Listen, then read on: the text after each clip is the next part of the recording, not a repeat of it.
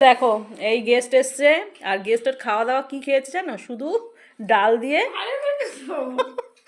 ডাল আর খেয়েছে এই বিট গাজর ভাজা করেছি, আর এই কুমড়ো ভাজা আর বেগুনি দিয়ে, আর কিচ্ছু খাইনি। নিরামিষ তরকারি, আলু ফুলকপির তরকারি, ভেজ ডাল করেছি, শুধু ভেজ ডাল দিয়ে খেয়েছে, কিচ্ছু খাইনি। আর এনার জন্য কত কিছু রান্না করেছি, কিচ্ছু খাইনি। আর ওই দেখো ছেলে বসে বসে ওখানে বেগুনি খাচ্ছে, ভাত খেলো না, শুধু বেগুনি খাচ্ছে।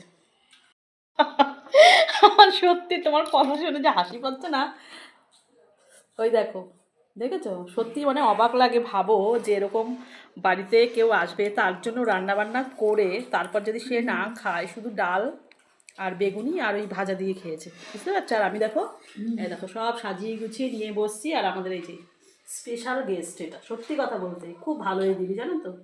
সে আমার মেয়ে থাকতেই সেই এ দিদি আমাদের বাড়িতে আসতো, আর এখন তো আসলে পরে মেয়ের কথাই, মেয়ের গল্পও বেশিরভাগ সময় হয় যখনই আসে।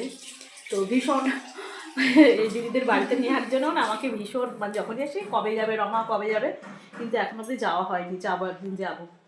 আর কিচ্ছু খায় না জানো, যেহেতু মাছ মাংস কিছু খায় না, তো কিছু খেতেই পারে না।